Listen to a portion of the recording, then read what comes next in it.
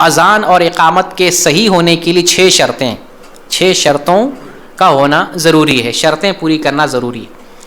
اذان اور اقامت کے لیے پہلی شرط ہے اسلام کا ہونا۔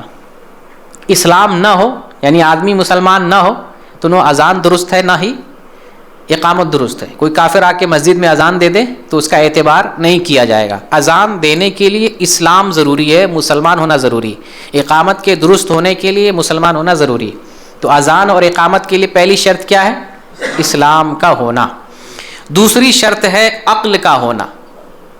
جو اذان دے گا یا جو اقامت کہے گا اس کے اندر عقل ہو، جنون نہ ہو، نشے کی حالت میں نشہ میں دھت نہ ہو، شرابی کبابی جس کو اپنا ہوش و حواس نہیں ہے، ایسا آدمی اذان نہیں دے گا، ایسا آدمی اقامت نہیں کہے گا۔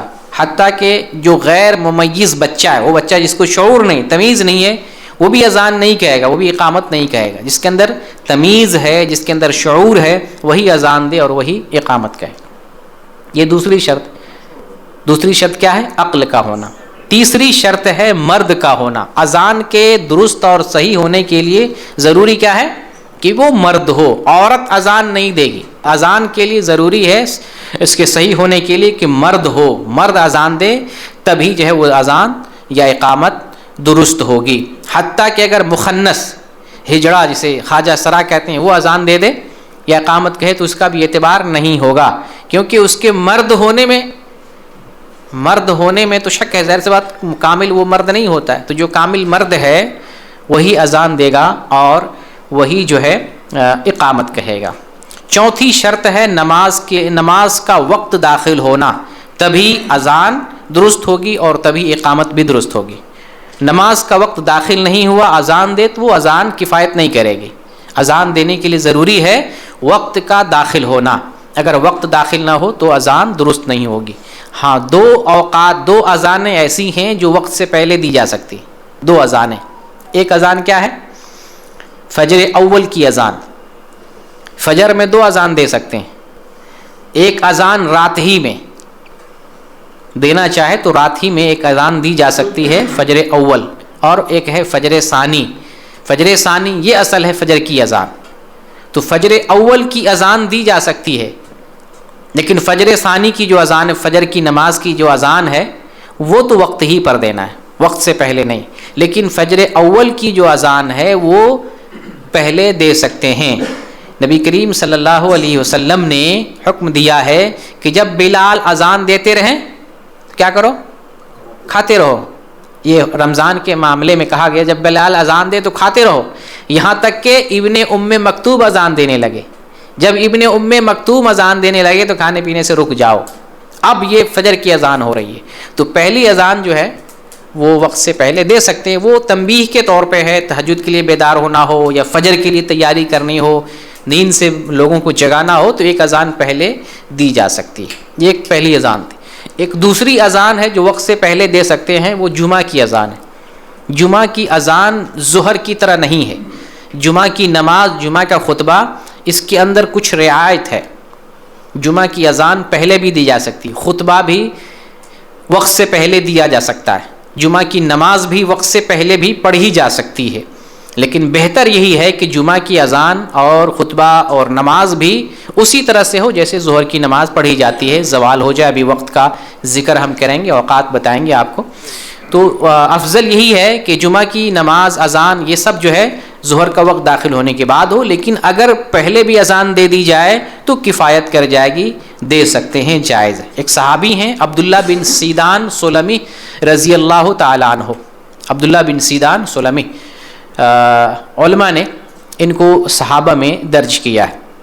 یہ بیان کرتے ہیں کہ میں ابو بکر صدیق رضی اللہ تعالیٰ عنہ کے خطبے میں شامل رہا، ان کا خطبہ اور ان کی نماز نصف النہار سے پہلے ہوا کرتی تھی، اور میں ابو بکر کے بعد حضرت عمر فاروق رضی اللہ تعالیٰ عنہ کے خطبے میں بھی شریک رہا، ان کا خطبہ اور ان کی نماز نصف النہار کے وقت ہوا کرتی تھی۔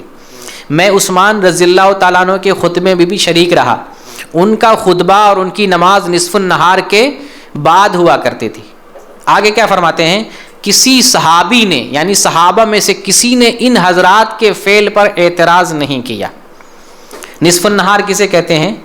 نصف النہار جس وقت بالکل سر کے اوپر ہوتا ہے، بیچ آسمان میں ہوتا ہے، اس ٹائم نماز پڑھنے سے منع کیا کہ جب زوال ہو، مائل ہو سورج، تب جا کر کے نماز پڑھنا چاہیے.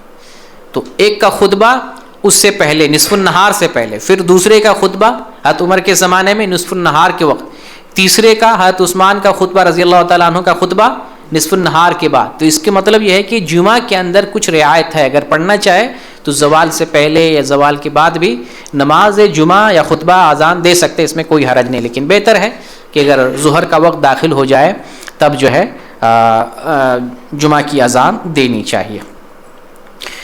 تو جمعہ کے لیے جو نماز کا وقت داخل ہو تب جا کر کے جو ہے اذان دینا ہے. اور اقامت کب کہنا ہے؟ جب نماز کے لیے کھڑے ہونے کا اہتمام کیا جائے اس وقت اقامت کہنا چاہیے.